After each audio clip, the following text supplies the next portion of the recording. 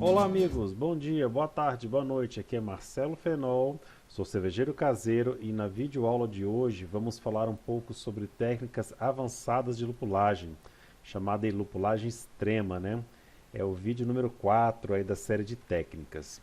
Então aqui embaixo eu deixo meus contatos caso você queira falar comigo e também os meus sites, né? Para você se inscrever aqui no YouTube, clica aí, dá seu joinha, se inscreva, ative o sininho e conheça também o nosso site oficial, onde você vai encontrar muita coisa legal por lá. A bibliografia básica dessa videoaula de hoje são os livros The New IPA, né? É um livro novo, moderno, super interessante, no qual eu consegui até fazer um curso específico baseado no conteúdo desse livro. Depois eu vou falar mais um pouquinho sobre esse curso. E os sites Milk the Funk e cervezia.com.br. Ok? Antes de mais nada, se você ainda não conhece o meu curso online, aqui é um lugar onde você vai poder aprender tudo aquilo que eu passo aqui na internet, né? Todo o meu conteúdo, muito bem organizado, atualmente em 12 módulos. E você vai encontrar um pouquinho do resumo da aula de hoje, do que tem aí dentro do meu curso, tá? De lupulagem extrema. Lá você vai ter muito mais informação e acesso direto a mim para tirar dúvida, questionamentos e por aí vai. Então, tá aqui o meu site, curso de cervejaartesanal.net. Não deixe de ir lá conferir, faça sua inscrição, assim você me ajuda também a manter aqui o canal. Beleza? Então, entrando direto aqui no assunto, né? Como a gente aumenta o aroma e o sabor do lúpulo? Então, hoje é tido, né, uma frase muito em voga, essa daqui: quanto mais tardia é a lupulagem, maior é a preservação dos compostos aromáticos do lúpulo. Então a parte de sabor e principalmente do aroma, eles são facilmente volatilizados quando utilizados ali nas etapas quentes da elaboração da cerveja. Por isso é indicado que você vá atrasando, vá colocando mais lúpulo em outras partes, ali mais próxima da fermentação, até mesmo após a fermentação. E nesse quadro eu tenho um breve resumo do que eu falo nas videoaulas sobre lupulagem e lupulagem extrema, que pertence lá ao meu curso. Então, uma das técnicas é chamada de lupulagem tardia, que é você tirar aquela famosa sequência de lupulagem tempo zero, 20 minutos para terminar a fervura, 10 minutos para terminar a fervura, 5 minutos para terminar a fervura, e aumentando a quantidade de lúpulos no final da fervura, né? Diminuindo ali no meio da fervura e movendo ali mais para o final da fervura. Com isso você vai tirar menos IBUs dos lúpulos durante a fervura, vai conseguir colocar mais lúpulos. E aí, além dos compostos de amargor, vai conseguir também solubilizar uma carga maior de compostos de aroma e sabor que não são voláteis. Outra técnica fala sobre lupulagem após o flame out. Flame out é o momento que você desliga a sua fervura e você não vai ferver mais nada, né? Nessa técnica diz que você vai excluir, né, ou diminuir aqueles lúpulos anteriores e vai fazer a carga de lúpulos a partir ali desse flame out, né, para tirar aquele excesso de fervura, aquela intensidade daquela mecânica e daquele calor que acaba solubilizando muito aí os aromas, né, e volatilizando eles para fora da tua cerveja. Então é uma outra técnica que também não vou entrar em detalhes. A terceira é a lupulagem de WIRPO, que é muito falada ali no curso de lupulagem extrema, e ele tem por base a inserção de lúpulos abaixo de 85 graus centígrados. Então depois que você desligou o fogo, já deixando esfriar um pouco ali o mosto quente, né, você vai ter a possibilidade de fazer uma inserção de lúpulos que vai não só diminuir a produção dos alfaces isomerizados, né, aqueles que dão amargor, mas também vai conseguir preservar aí muito melhor a parte de sabor do lúpulo, né, aqueles compostos não voláteis. E por último, uma técnica que é bem conhecida, técnicas de dry hopping, onde a gente faz lupulagem aqui com alguns detalhes, olha, às vezes no início, durante e após a fermentação, tá? Lupulagens em momentos distintos que vão realizar transformações diferentes na tua cerveja. Tudo isso aí é abordado lá no meu curso avançado. Se você quiser conhecer mais, dá uma entradinha lá no curso que você vai aprender muito sobre isso. Um breve resumo aqui, né, na parte de como escolher lúpulos para dry hopping. Você tem que basicamente se preocupar com três coisas. Uma delas é a baixa concentração de corromuleno. O cormuleno, ele é facilmente solubilizado ali na cerveja, né? 2 ou 3 dias de contato do lúpulo com a cerveja vai solubilizar o cormuleno. E o cormuleno tem um amargor bastante proeminente, e ele pode promover um amargor ruim, um rache ruim na tua cerveja, aquele amargor terroso que fica ali no fundo da garganta. Então, escolha lúpulos com pouco cormuleno. Quanto menor o cormuleno, menor vai ser a astringência. Também é interessante que você procure lúpulos com alta concentração de óleos essenciais.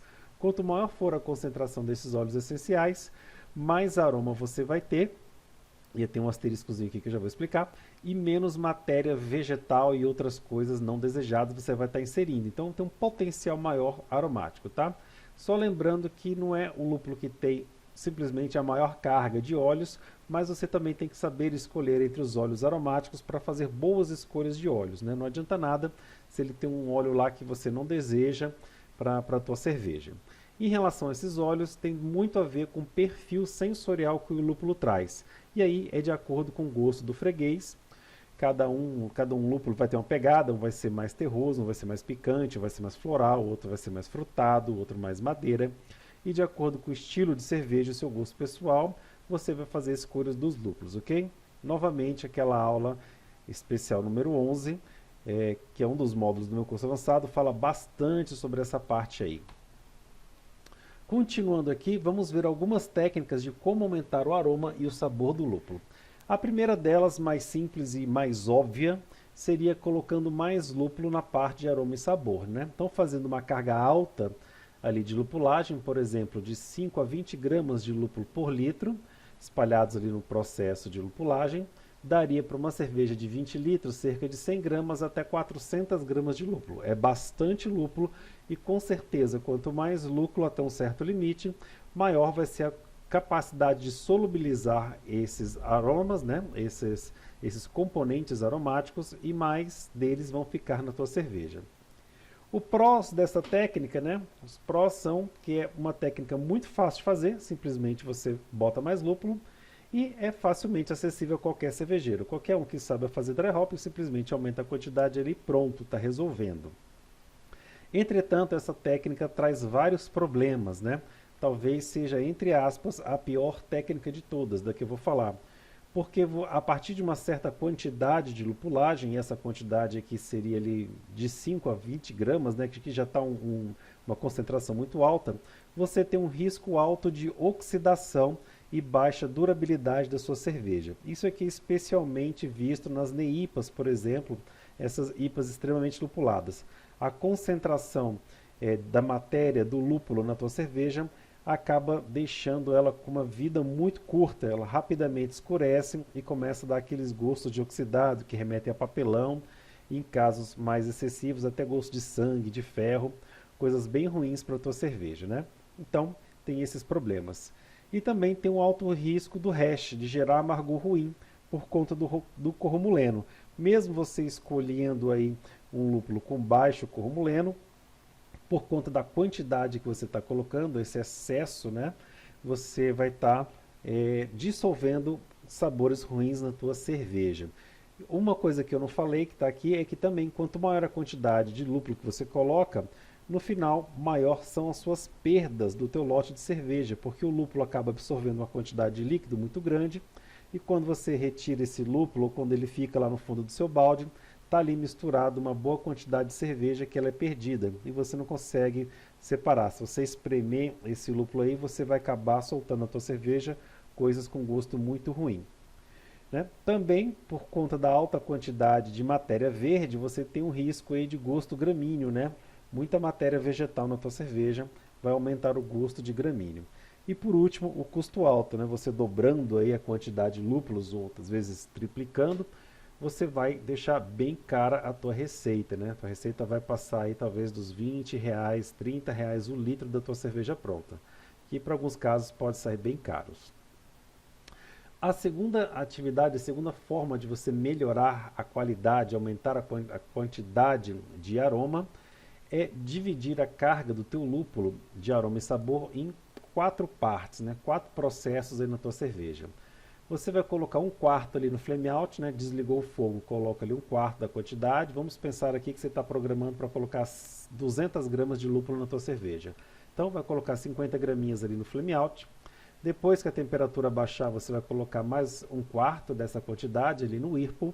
Depois, no início da sua fermentação, junto com a inoculação da levedura, você vai colocar mais 1/4 desses lúpulos, né, que já é dry hopping aqui. E após a fermentação, também considerado dry hopping, você vai colocar mais 1/4 dos teus lúpulos. Então, você separar a carga de lúpulos, você aumenta a complexidade e consegue um equilíbrio melhor entre aroma e sabor. Quando você concentra isso tudo em menos etapas, você acaba diminuindo a complexidade sensorial e pode às vezes deixar uma cerveja muito aromática e com pouco sabor de lúpulo, por exemplo, quando você só faz um dry hopping, beleza? Nesse processo, cuidado com a inserção de oxigênio no processo, né, porque você pode acabar promovendo a oxidação, então se puder faça pequenas purgas com CO2 quando possível, se você tiver isso. E você também pode usar algum tipo de antioxidante para evitar ou diminuir os riscos de oxidação. Entre os antioxidantes mais comuns temos a vitamina C. Tem que tomar cuidado com ela porque ela pode dar um paladar picante cítrico na tua cerveja. Uma dosagem de vitamina C seria de 2 a 5 gramas para um lote de 100 litros. E você pode separar essa dosagem aqui em 2 momentos. Metade na preparação da água da mostura e do teu sparge e o restante ali na fermentação, tá? Pode colocar no início, no meio ou depois da fermentação. Qualquer momento ela vai estar agindo. Outro antioxidante muito famoso, muito utilizado pela indústria é o ácido tânico. Ele tem várias vantagens, além do poder antioxidante, ele também ajuda a remover proteínas, melhorando a estabilidade coloidal da tua cerveja, né? E também melhora a retenção de espuma, então ele tem uns efeitos aí complementares muito bons, né? O ácido tânico tem um paladar neutro, se usado dentro da dosagem recomendada, e a dosagem é de 2 a 9 gramas. Olha, tem uma variação muito grande aqui, por conta que você precisa fazer testes e depende muito das características da tua receita, tá? Então, ele tem uma amplidão aqui muito grande de como você deve usar, de 2 a 9 gramas para um lote de 100 litros. Você pode usar na mosturação, ali no início da mosturação, e ou na maturação, depois da fermentação concluída. Pode dividir metade em cada parte, se a tua cerveja for muito propensa à oxidação, por exemplo, uma Double IPA, uma NEIPA, alguma coisa assim. E ele age melhor quando a temperatura é bem baixa ali na maturação, tá? Entre menos 2 e 5 graus centígrados. Promove melhor esses resultados complementares. Lembrar de que se você for comprar ácido tânico, evite comprar ele seco, tá? Seco ele pode ser meio tóxico. É melhor você comprar sempre em estado líquido, já diluído. Senão você deve usar equipamentos de proteção pessoal, como luvas, máscaras e por aí vai. Uma terceira forma de você aumentar os aromas e sabores do lúpulo é extraindo mais aroma e mais sabor dos lúpulos, né? E como é que você faz isso? Tem 3 técnicas bem simples. A primeira delas é espalhar o lúpulo, ao invés de você usar saquinhos, usar tubos onde você coloca o lúpulo para facilmente remover. Só do fato de você estar espalhando o lúpulo, você aumenta a área de contato e consegue extrair mais sabores e aromas. A outra técnica é usar uma temperatura mediana, nem muito baixa nem muito alta.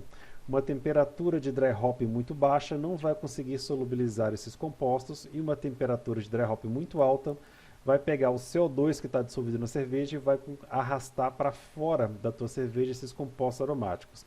Então entre 10 e 18 graus, tendo 15 como média, seria aí as temperaturas ideais para você fazer um dry hopping. A terceira ação é recircular a cerveja no momento do dry hopping, chamado de dry hopping dinâmico. Eu não vou entrar em detalhes nesse método, mas basicamente seria você, por exemplo, estar tirando a cerveja ali da torneira e voltando com ela para cima, né, para dentro do balde pelo lado de cima. Com esse movimento de recirculação, rapidamente você extraria os compostos aí de dry hopping. Na prática, você, por exemplo, conseguiria fazer um dry hopping ali de 6 horas, tirando todos os compostos sensoriais que você precisa do lúpulo, bastante acelerado. Os prós desses métodos é que não são muito complexos, nos primeiros então não tem nada de complexidade, né? e também não interfere no risco de oxidação. Os primeiros não interferem na oxidação, o último você tem que tomar cuidado, que pode exigir aqui, como eu falo, precisar de algum tipo de purga nas mangueiras, nas conexões do teu sistema para evitar a conexão, a introdução de oxigênio.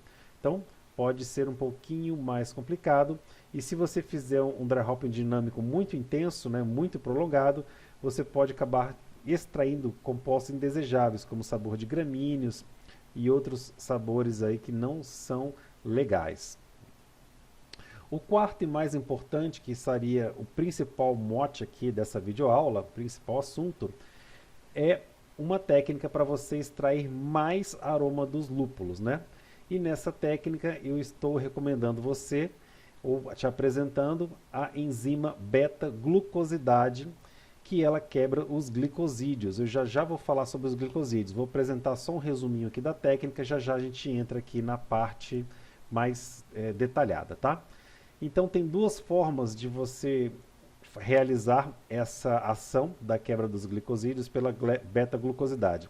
Uma delas é introduzir enzima, é uma enzima especial extraída do fungo Aspergillus niger, tá? Essa enzima ela é comercialmente disponível, ou por meio de biotransformação, por exemplo, usando cepas da Leyland, né? Essas três aqui são ditas como cepas que promovem a biotransformação, ou mesmo Brettanomyces. Brettanomyces ela tem uma intensidade muito maior de biotransformação do que essas cepas Saccharomyces da Leyland, mas acaba que Brettanomyces também produz outros resultados sensoriais, né? Ésteres aí bem particulares da Brettanomyces. Os prós dessa técnica, de modo geral, é que ela tem um potencial sensorial elevado, ela vai aumentar bastante a qualidade, a quantidade aromática da tua lupulagem. São fáceis de fazer, facilmente acessível a qualquer cervejeiro, né? Basta você ter o ingrediente, e ela sai mais barata do que dobrar a carga de lúpulo. Então, se você colocar aí na balança, né, o custo da enzima, por exemplo, e o custo da dobrar a carga do lúpulo, você vai ver que a enzima sai mais barato do que dobrar a quantidade de lúpulo. Ela tem a vantagem de evitar aqueles problemas que nós falamos do excesso de lúpulo, né? Problemas ali voltados à oxidação, principalmente.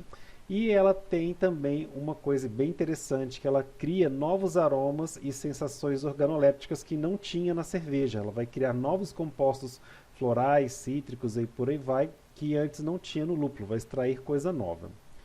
Os contras é que o resultado pode ser um pouco incerto, um pouco difícil de você se planejar, principalmente se você estiver usando a técnica de biotransformação. Então estou falando de usar leveduras que vão promover a biotransformação.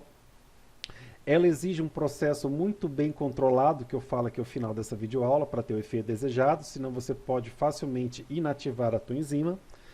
E se você comprar a enzima em pó, que é o método mais comum de se encontrar, ela exige cuidados especiais, principalmente que você use um equipamento de EPI, né? Pelo menos aí óculos, uma máscarazinha de tecido e luvas, tá? Para você evitar algum problema. Falando um pouquinho sobre essa enzima extraída aí do Aspergillus niger, ela tem um alto impacto sensorial, né, para esses efeitos aromáticos, e é bem facinho de usar. Basta dissolver a enzima num pouco de água ou num pouco de cerveja, inocular ali na tua cerveja e esperar a mágica acontecer. Super tranquilo. Os contras é que a enzima beta-glucosidade ela é bem cara, talvez ela seja a mais cara de todas as enzimas comercializadas. Como eu falei, a enzima seca ela pode ser tóxica, principalmente se aspirada, até pode entrar lá no teu pulmão e dar um problema danado, por isso que eu falo sobre equipamentos de EPI. Se você deixar cair nas suas mãos, pode causar irritação na pele. E ela é difícil de achar em quantidade pequena. Geralmente, quando você acha no mercado, eles estão vendendo aí de meio quilo, 1 quilo, e aí vai se tornar uma fortuna você comprar isso. Já na parte de biotransformação, como eu já falei, né, cepas Brettanomyces e Leyland se acreditam que promova a biotransformação. Cepas Saccharomyces, como da Leyland, numa quantidade menor. Brettanomyces, uma quantidade maior de biotransformação, mas inserindo coisas novas, né? Já tinha falado sobre isso. Os prós, também facílimo de fazer, basta você usar essas cepas na sua fermentação.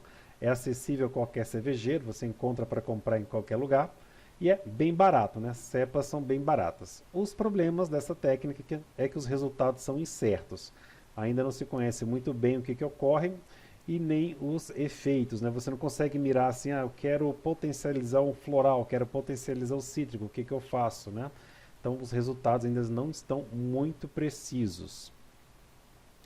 Voltando aqui à parte da enzima beta-glucosidade, aquela que a gente compra ela em pó, né? Vinda lá do Aspergillus niger. Você pode encontrar ela facilmente em lojas de insumos para cervejas, algumas poucas têm, e lojas de insumos para vinhos. Fica até mais fácil você encontrar isso em lojas de vinhos, porque é muito usado na vinicultura. Como eu falei, ela é vendida em frações de meio quilo a 1 quilo normalmente, e custa aí de R$ 1.000 a R$ 2.000. Então é uma nota preta você comprar ela em quantidade grande. E você pode comprar ela fracionada aqui no meu site, no bit.ly/produtosfabricar. É o mesmo endereço que aponta ali para o site lá das Kveik, tá? Então quando você descer ali, observando o site foi atualizado, e além das leveduras Kveik, você vai ter também a opção de estar comprando aí a tua enzima beta-glucosidade. O valor varia de 20 a 40 reais, ali está explicado os porquês de um e outro. Como eu falei, vamos falar sobre os glicosídeos para a gente entender melhor essa transformação que a enzima faz, né? Então, glicosídeos eu apresento ele muito bem detalhado lá naquela aula de lupulagem extrema, que faz parte do meu curso completo. Você pode também adquirir somente esse módulo, o módulo custa R$ 40 reais. E os glicosídeos são compostos vegetais, ou seja, vêm da celulose, né, presentes em plantas e frutas, e eles normalmente não têm sabor nem aroma. O glicosídeo é uma molécula dupla. Ele é formada por uma parte chamada aglicona, que é um composto ativo, aromático, e uma glicona, que é um açúcar. Então, se você observar aqui, ó, isso aqui é uma molécula, é um glicosídeo. Ele tem uma moléculazinha verde, que é o açúcar, uma glicose, por exemplo, e uma molécula aromática, né, tem um potencial aromático. E quando ela está nessa relação, ou seja, na matéria vegetal ali do lúpulo, ela não tem sabor nem aroma, ela simplesmente está lá presente, mas ela não tem efeito sensorial algum. Essa junção, essa molécula, ela pode ser quebrada. Quando essa molécula é quebrada, né, ela torna-se potencialmente aromática. Por quê? Porque a cerveja acaba fermentando esses compostos de açúcar, liberando apenas as moléculas sensoriais, né, de aroma.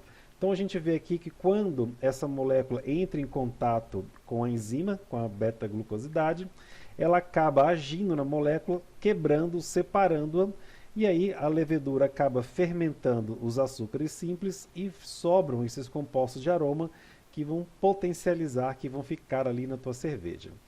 Beleza? Então tem 3 formas dessa molécula ser quebrada. Uma delas é um meio ácido. Então cervejarias sours, por exemplo, tem uma boa propensão a fazer a quebra dessa molécula, né? pH ali abaixo de 4 é fortemente um meio de você quebrar isso daí. Só que para a maior parte das nossas cervejas, elas não são sours, então essa técnica não nos ajuda em nada. A outra forma, como eu já falei, é por meio da biotransformação, né? Falamos ali das 2 tipos de leveduras, Saccharomyces e leveduras Brettanomyces, que podem fazer essa quebra, mas produzindo resultados imprevisíveis. Por último, a parte que eu falei da enzima beta-glucosidade vinda lá do Aspergillus niger, né? Você compra esse pozinho e coloca e ele vai fazer essa mágica acontecer. Então, falando um pouquinho sobre os compostos aromáticos da glicona. Só vou voltar aqui, ó. A glicona é o composto ativo, tá? Esse composto aromático ativo. O que tem aqui na glicona? Essa glicona, quando liberada, né, quando quebrada, ela desenvolve polifenóis, terpenos, óxido de linalol, percussores de sabor, fenóis voláteis e uma série de outros compostos que são aromáticos e são de sabor. A glicona ela é presente em qualquer planta, em qualquer vegetal. E eles têm 4 classificações, né? Desculpa, 3 classificações principais. A quercetina, que toda fruta e toda planta tem, e tem diferentes níveis, e ele tem um potencial amargo, tá? Ela libera um sabor amargo. O caenferol, 80% das frutas e das plantas tem, e também tem um sensorial amargo de sabor. Então, por isso que a gente tem que tomar cuidado na hora de usar essas enzimas com uma quantidade muito exagerada de lúpulo, porque você pode acabar gerando uma bomba de amargor na tua cerveja. Então, por isso que a gente usa aquela carga tradicional de lúpulo sem pensar em exagero, né? E a enzima para potencializar esses aromas. Por último, temos um composto que é bem ruinzinho, chamado isorrannetina, que somente algumas plantas e algumas frutas têm, os lúpulos não têm, mas eles desenvolvem um gosto pungente, tá? Então, só para saber que se você está pensando em fazer essa técnica em fruit beer, cervejas que levam frutas, você não vai só estar quebrando a glicona presente no lúpulo, mas a glicona presente nas outras frutas que você colocar aí na tua cerveja, tá? Se você quiser conhecer uma concentração desses compostos nos vegetais, acessa esse sitezinho aqui, ó, bit.ly aglicona vegetais, que você vai ser direcionado a um arquivo PDF de um estudo que tem ali a concentração para você conhecer.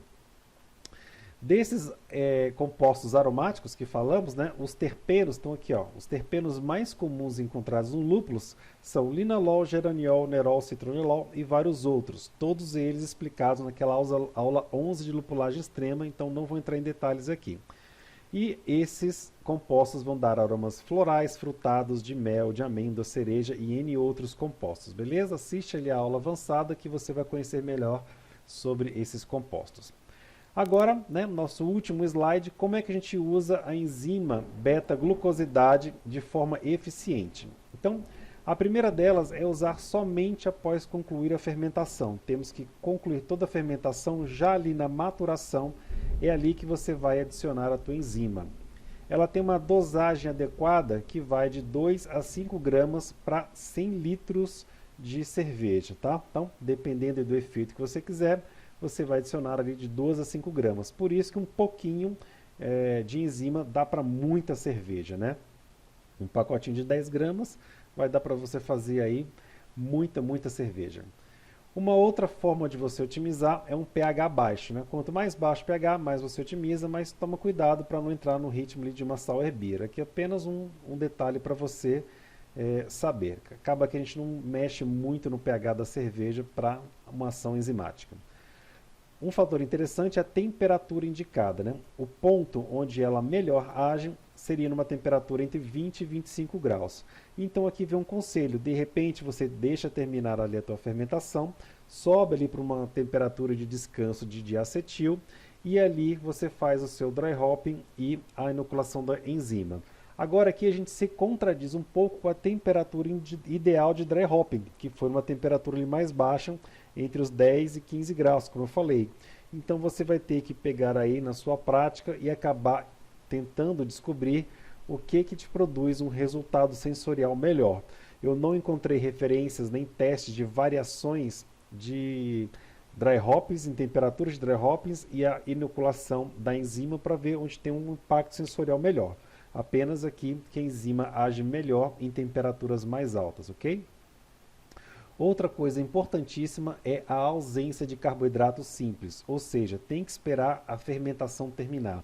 Se houver presente carboidratos simples, como glicose, frutose, própria maltose, vai acabar que essa enzima vai reagir com esses açúcares e aí ela vai ser inativada e você não vai conseguir a quebra dos glicosídeos. Então tem que esperar a tua fermentação terminar. Ela também age melhor em cervejas com um ABV mais baixo, ali, menor do que 6%. Não que não funcione numa Double IPA, numa Imperial IPA, mas num ABV menor, ela funciona de uma maneira melhor. E o tempo, ela tem uma curva exponencial de uso. Olha que interessante, 50% do efeito da enzima acontece em 2 dias, né, ali de inoculação. Então, 2 dias depois que você inoculou, você já tem 50% do efeito dela. Agora, o 100% do efeito dela você vai alcançar no final de 5 semanas. Ou seja, depois que a tua cerveja já estiver envasada, já estiver num keg, ela vai potencializar ainda mais os sabores aromáticos. Então espere um melhoramento do sensorial da tua cerveja após o invase, beleza? Né? Aqui é apenas um gráfico de nível de controle para você ter a noção do desempenho aromático das enzimas, né? Então tinha aqui um controle com potencial aromático, aqui uma concentração de um determinado óleo, tá? Apenas um determinado óleo, o ceraniol, que estava ali em torno de 270.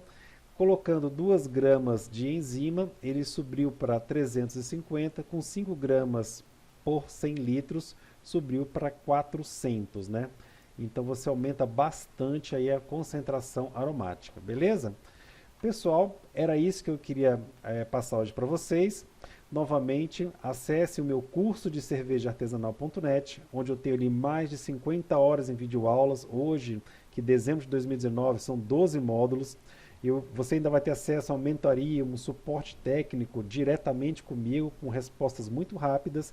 Um acesso também a um grupo WhatsApp específico de alunos, onde a gente troca ideia e faz muita coisa lá. Assina hoje mesmo e me dá esse apoio para eu continuar aqui trazendo material para vocês, beleza? Um forte abraço, fique com Deus, boas cervejas e até a próxima videoaula.